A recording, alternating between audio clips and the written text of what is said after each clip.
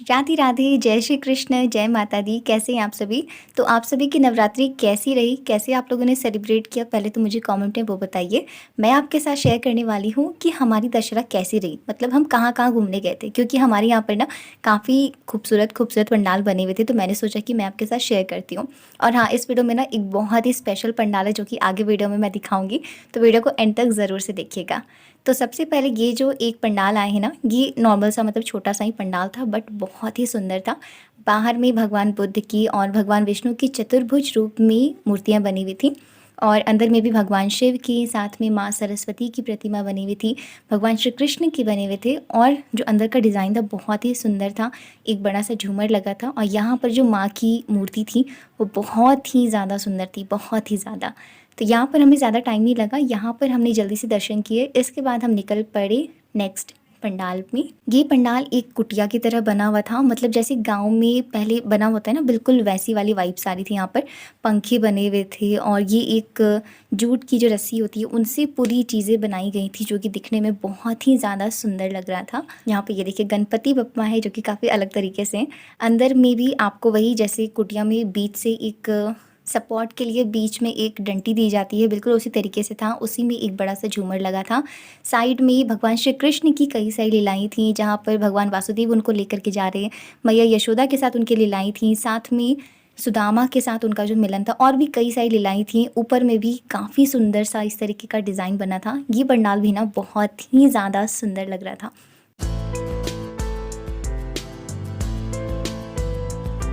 तो वहाँ से दर्शन करके निकले, तो वहाँ पे शिव जी की एक मंदिर थी, तो वहाँ हमने दर्शन किए। और साथ में वहाँ पर इस्कॉन के भी कुछ मेंबर्स थे जो कि भगवत गीता डिस्ट्रीब्यूट कर रहे थे, तो उनसे हम मिले। साथ में अब हम निकल पड़े नेक्स्ट पंडाल, और इस पंडाल में ना बहुत ही ज़्यादा भीड़ थी, मतलब बहुत ही ज़्यादा भीड़ थी। यहाँ की सबसे पहले तो एंट्री में ही आपको भगवान शिव चतुर्भुज रूप में मिल जाएंगे। इसके बाद फिर हम गए अंदर, और अंदर मैं आपको दिखाती हूँ। ये देखो, देख करके आप अंदाज़ा लगा सकते हो कितनी ज़्यादा भीड़ है। और ये तो मतलब सिर्फ अंदर थी, बाहर में और भी कई सारे लोग थे जो कि खड़े थे। यहाँ पर भीड़ जो जमा होने का रीज़न था वो ये था, क्योंकि यहाँ पर ना लेज़र शो दिखाया जा रहा था शिव जी के ऊपर, जो कि बहुत ही ज़्यादा सुंदर थी। मैं आपको दिखाती हूँ, आप भी देखो।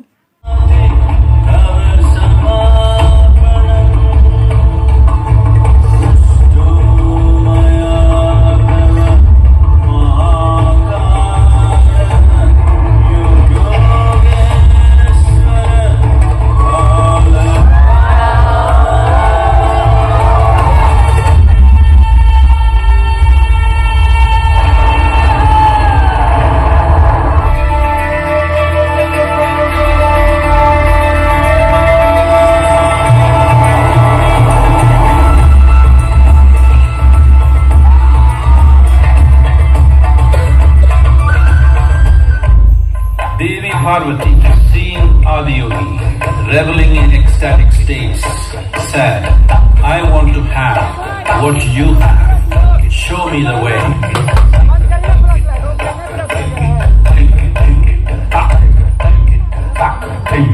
Adiyogi absorbed her and made her a part of himself, and hence he is the Ardhanari, the ideal man, where one half of him is woman.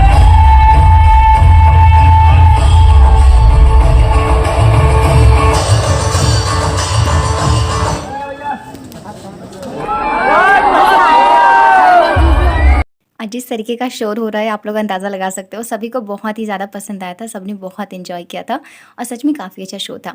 तो बस ये हाँ देख करके फिर हम आगे निकल पड़े। यहाँ पर जो आगे जो पंडाल की सजावट थी वो भी काफ़ी ज़्यादा सुंदर थी। बाहर में अघोरियों की तरह मतलब इस तरीके का कुछ बना हुआ था। अंदर गए तो अंदर का भी बहुत ही ज़्यादा खूबसूरत वर्क था, बिल्कुल कलरफुल सा था, काफ़ी मतलब ऐसा भरा भरा सा नहीं था, बहुत ही ज़्यादा सुंदर लग रहे थे। बीच बीच में काफ़ी सारी चीज़ें बनी थी, जैसे माँ पार्वती और शिव जी के हाथ की मुद्रा बनी हुई थी। वैसे यहाँ पे जो सबसे स्पेशल मुझे लगी वो माँ की प्रतिमा थी, जो कि बहुत ही ज़्यादा सुंदर थी, बहुत ही डिफरेंट और बिल्कुल सिंपल सी, बहुत ही अच्छी लग रही थी। वैसे आप ये सारे पंडाल देखते जा रहे हो, आप मुझे बताना कमेंट में कि आपको सबसे अच्छा पंडाल कौन सा लगा।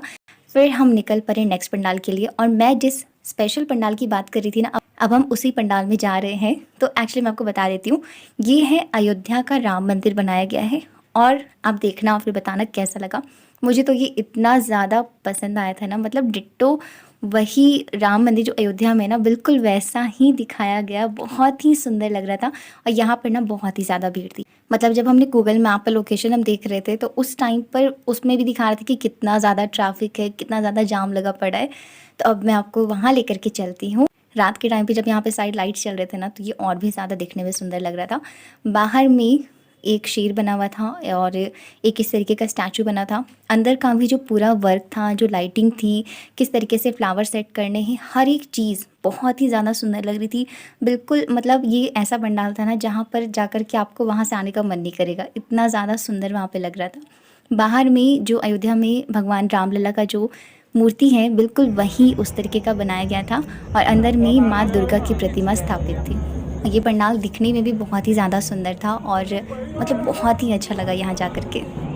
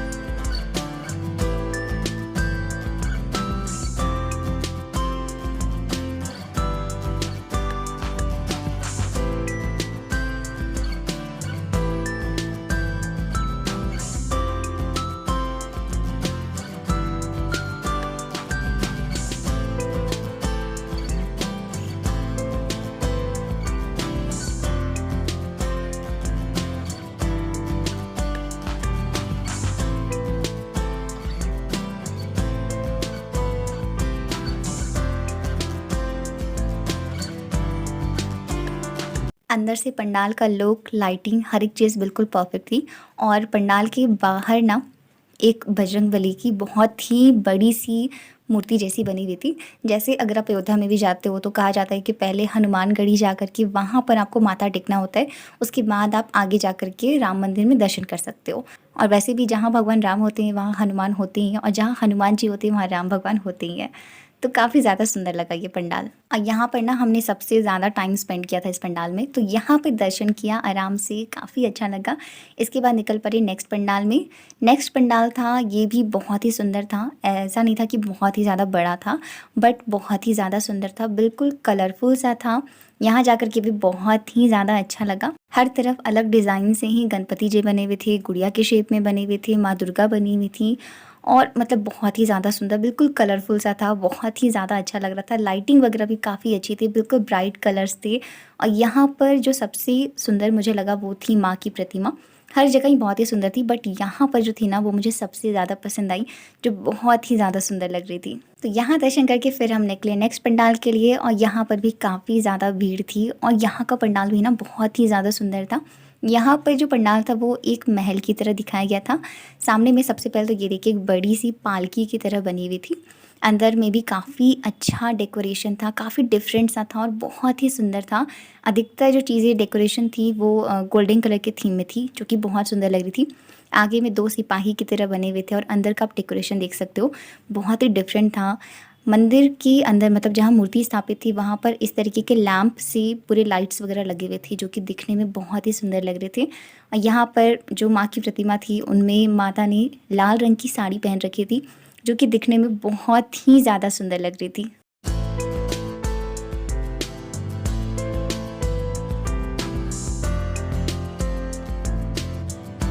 अच्छा, यहाँ का जो पंडाल होता है ना वो इसलिए भी स्पेशल होता है क्योंकि यहाँ पर मेले भी लगे होते हैं। मतलब एक प्रॉपर, जैसे आप कहीं घूमने जाओ तो वहाँ पर आपको खाने पीने की चीज़ें मिल जाएंगी, शॉपिंग के लिए भी चीज़ें मिल जाएंगी, काफ़ी सारे झूले मिल जाएंगे। हालांकि ये बात अलग है कि हमने कोई झूला नहीं झूला था हर बार की तरह।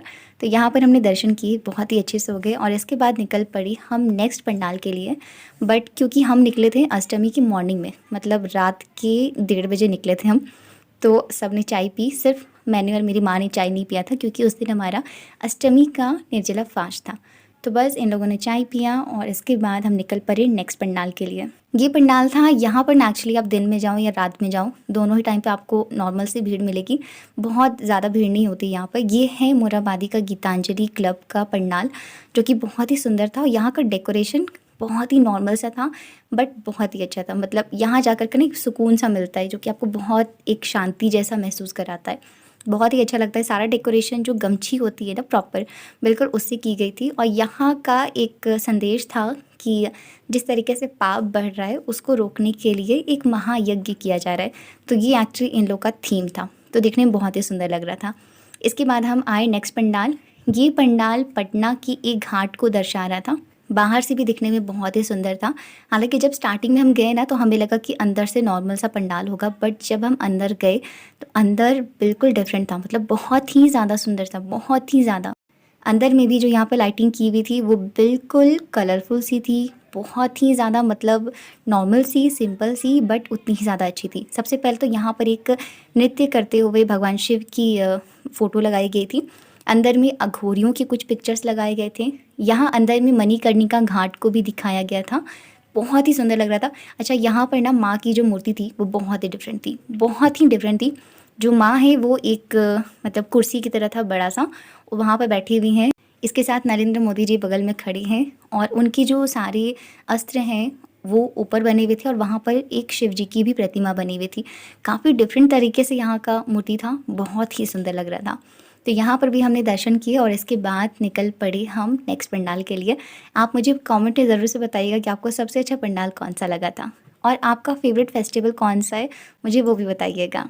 जब हम जा रहे थे तो बीच बीच में भी काफ़ी सारे छोटे छोटे बड़े बड़े कई तरीके के पंडाल थे। नेक्स्ट हम जहाँ पर आए थे ना, यहाँ पर भी एक प्रॉपर बिल्कुल मेले की तरह ही था, जहाँ पर खाने पीने की सारी सुविधाएं थी। कई तरीके के झूले थे जिसमें बच्चे खेल रहे थे और यहाँ का जो पंडाल था वो बहुत ही सुंदर था। यहाँ का जो पंडाल था वो था स्वप्न नगरी, मतलब जैसा नाम था ना उसी तरीके से इसे बनाया भी गया था। बहुत ही ज़्यादा सुंदर, जो इनका कलर थीम था वो भी काफ़ी ज़्यादा सुंदर था। और यहाँ पर ना मुझे जो माँ की प्रतिमा थी वो बहुत ही डिफरेंट लगी और बहुत ही ज़्यादा सुंदर, मतलब बहुत ही सुंदर। आप देखना आगे वीडियो में, आपको भी बहुत ही सुंदर लगेगा। तो सबसे पहले तो यहाँ पर आपको ये देखो, मतलब जब आप इमेजिन करते हो कि एक सपनों की दुनिया कैसी होगी, बिल्कुल उसी तरीके का आपको यहाँ पर कुछ देखने को मिलेगा। बाहर में घोड़ी जैसे बने हुए थे। सारा जो यहाँ पर डेकोरेशन था ना वो अधिकतर चीज़ें फॉर्म से बनाई गई थी। मतलब जो भी फ्लावर्स बनाए गए थे, लीव्स बनाए गए थे, सारी चीज़ें बनाई गई थी फॉर्म की यूज़ से। और ये बहुत ही ज़्यादा सुंदर लग रहा था यार, मतलब यहाँ का डेकोरेशन बहुत ही अच्छा था। अंदर में कमल के फूल बनाए गए थे और पत्ती वगैरह बनाई गई थी। जो लाइटिंग की गई थी उनसे मैच करते हुए वो भी बहुत ही मस्त थी, मतलब बहुत ही ज़्यादा सुंदर डेकोरेशन था यहाँ का। और जैसा कि मैं बात कर रही थी कि यहाँ पर जो माँ की प्रतिमा थी वो बहुत स्पेशल लगी मुझे।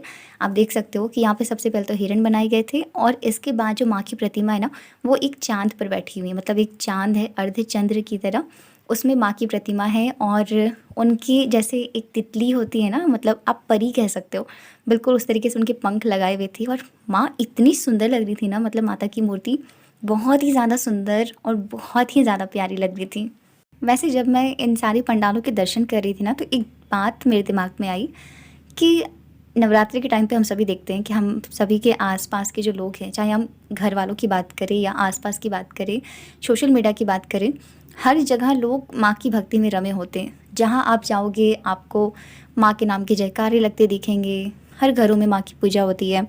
नवरात्रि के अष्टमी और नवमी के दिन लड़कियों को बुला करके उन्हें देवी रूप में पूजा जाता है, उनसे आशीर्वाद लिया जाता है, उन्हें प्रणाम किया जाता है। कितना अच्छा होता ना अगर लोग इन चीज़ों को साल भर फॉलो करते। मतलब मैं ऐसा नहीं कह रही कि साल भर आप बुलाओ लड़कियों को, उनकी पूजा करो, आरती उतारो, बट उन्हें रिस्पेक्ट दो, क्योंकि ये एक ऐसी चीज़ है जो हम सभी कर सकते हैं। ये कोई बड़ी चीज़ नहीं है।